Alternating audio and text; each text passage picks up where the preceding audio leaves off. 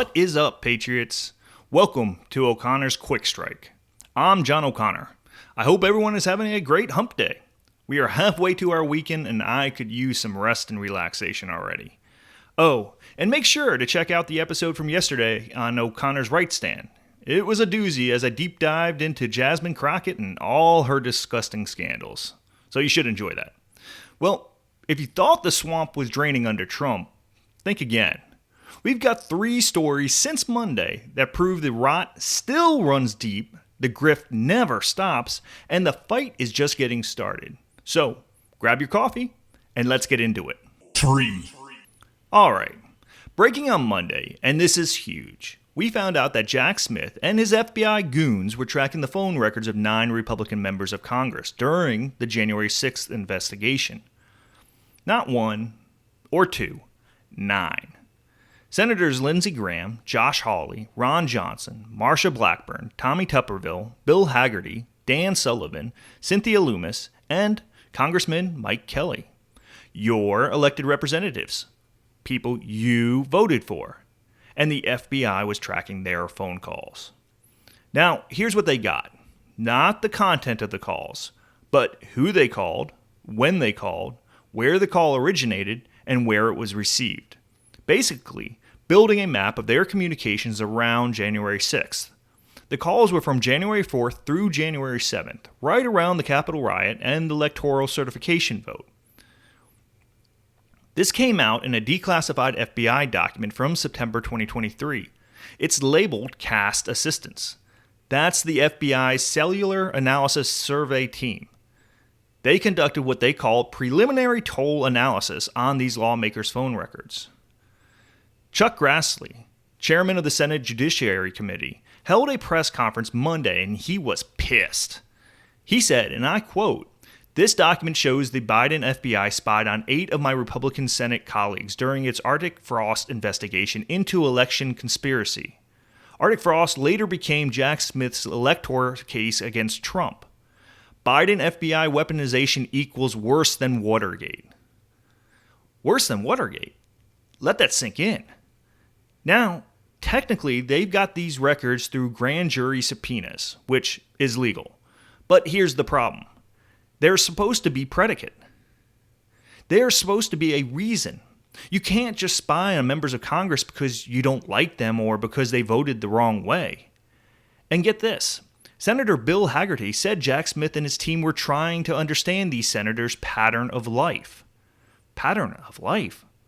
That's surveillance state language. That's what you do to terrorists and foreign agents, not United States senators.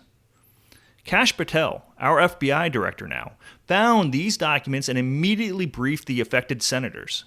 He posted on X Monday night, "We recently uncovered proof that phone records of U.S. lawmakers were seized for political purposes. That abuse of power ends now.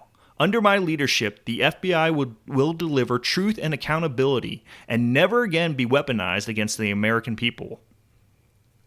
And he's taking action. Word is people are getting fired over this. Patel designated Arctic Frost as a prohibited case because it violated FBI protocols. But here's what really gets me. Christopher Wray, the former FBI director, refused to tell Congress how many agents or informants were at the Capitol on January 6th. He stonewalled. Now we're finding out the FBI had 274 plainclothed armed agents there. And they were tracking Republican senator phone calls. This wasn't about investigating a riot. This was about building a political case against Trump and anyone who stood with him.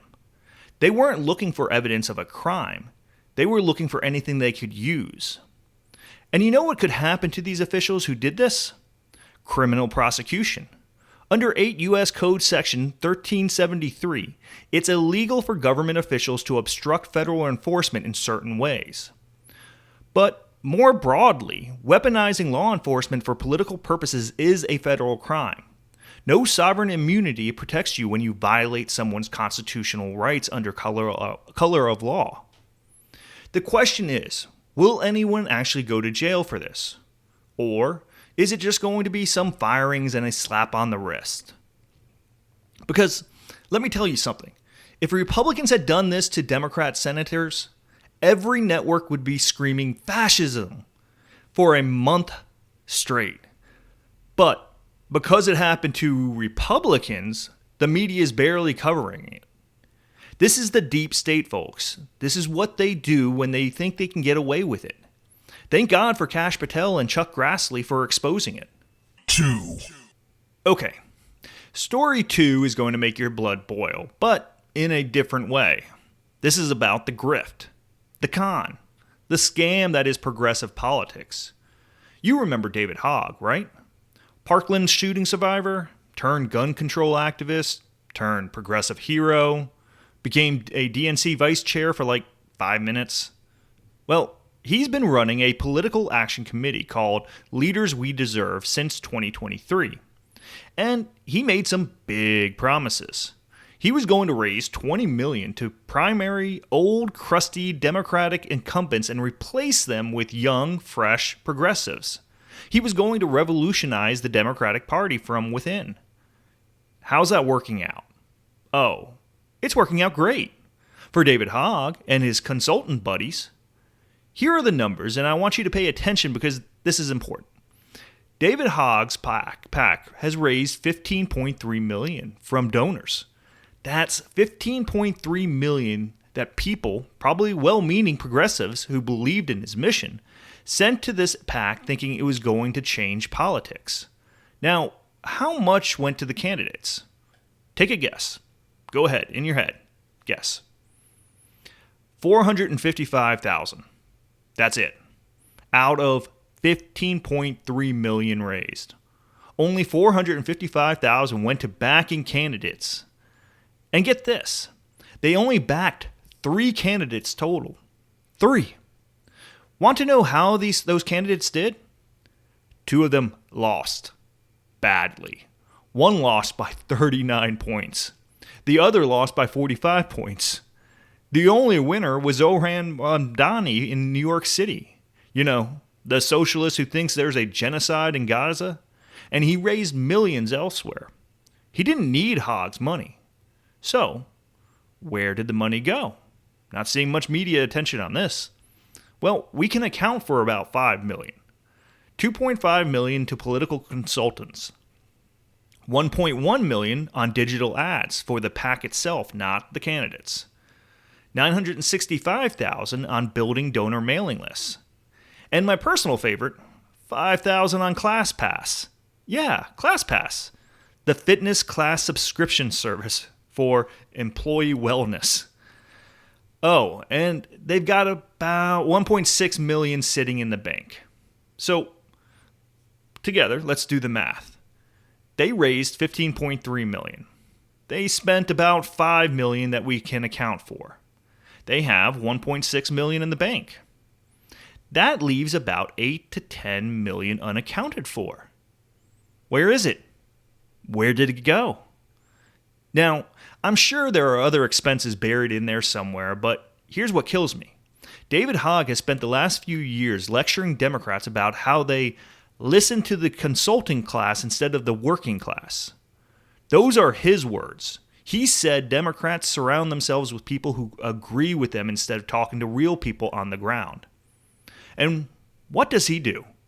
He burns through millions of dollars enriching consultants while his candidates lose by 40-point margins. This is the progressive grift in a nutshell. Big promises, emotional appeals. We're going to change everything, and then they just pocket the money? Or waste it? Or give it to their friends in consulting firms? And the media. They loved David Hogg when he was attacking Republicans. Now that he's exposed as a fraud running as a failed PAC, crickets. You're not hearing about this on CNN or MSNBC, are you? The kid went from Parkland to the swamp in record time. He learned how Washington really works. You don't actually have to do anything. You just have to say the right things, raise a bunch of money, and make sure your consultant friends get paid. It's disgusting, and it's exactly why people don't trust politicians or activists anymore. 1. All right, story 3. Chicago Mayor Brandon Johnson. This guy is a piece of work. He signed an executive order Monday creating ice-free zones across Chicago. What does that mean? It means federal immigration agents are supposedly banned from using city property. Schools, libraries, parks, parking lots, all off limits to ICE according to Johnson's order. He's even going to put up signs that say, "This property is owned by the city of Chicago. It may not be used for civil immigration enforcement." He says ICE agents are rogue, reckless, heavily armed masked individuals who are not accountable to the people of Chicago.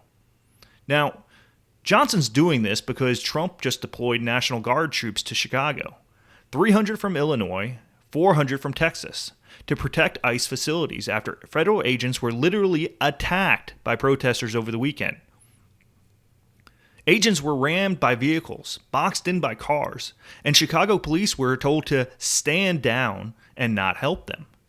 So, Johnson's response is to ban ICE from city property. He's going full resistance mode. Here's the problem. It's completely illegal. It won't work, and Brandon Johnson could actually go to prison for this. Let me explain why. First, there's something called the Supremacy Clause in the Constitution. Article 6 says federal law is the supreme law of the land. That means when federal law conflicts with state or local law, federal law wins. Always. Cities can choose not to help ICE. That's legal. But they cannot obstruct ICE. They can't actively interfere with federal immigration enforcement. And that's exactly what Johnson is doing. Second, there's a specific federal law, 8 U.S. Code Section 1324. That makes it a crime to harbor or conceal illegal aliens from federal authorities. Mayors and governors can be criminally prosecuted under this statute. And here's the kicker. They don't have the sovereign immunity. You can't hide behind, "I'm a mayor," when you're breaking federal law. Third, there's another federal law, Section 1373, that specifically prohibits local governments from restricting the sharing of immigration information with federal authorities. Chicago's already violating this one with their sanctuary city policies. Fourth, Trump's Department of Justice already sued Illinois and Chicago back in February over their sanctuary policies, arguing they violate the Supremacy Clause. That case is ongoing. And fifth, this just happened yesterday. A federal judge rejected Illinois Governor J.B. Pritzker's attempt to block Trump's National Guard deployment. The judge said, basically, nope, the feds can send troops. Illinois lost in court. So, Brandon Johnson can put up all the signs he wants. He can pass all the executive orders he wants. But federal agents don't answer to city mayors. They operate under federal authority. They don't need his permission or his parking lots. This is a political theater. Johnson knows this won't work. He's doing it to score points with his progressive base and make himself look like a hero standing up to Trump. But here's what's really happening in Chicago while Johnson's playing resistance hero. Over 1,500 people have been shot this year in his city. Over 1,500 shooting victims. That's more than 4 people shot every single day.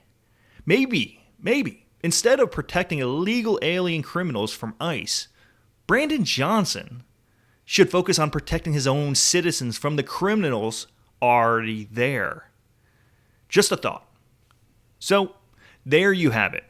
3 stories, 3 examples of how broken our system is. The FBI spying on Republican senators, a progressive activist running a multi-million-dollar grift, and a big city mayor defying federal law to protect illegal aliens while his city burns. This is what we're up against, folks. This is why we can't let up. This is why every single election matters. Every single appointment matters. Every single fight matters. The good news, we're fighting back now. Kash Patel is cleaning house at the FBI. People are exposing the David Hogg grift. And federal courts are slapping down these sanctuary city stunts. But we've got to stay on it, stay informed, stay engaged, and stay pissed off. If you haven't already, like, subscribe, and or follow this podcast. It really does help me out. This is O'Connor's Quick Strike. I'm John O'Connor, and I'll be back Friday with 3 more stories they don't want you knowing about. Until then, keep fighting, Patriots.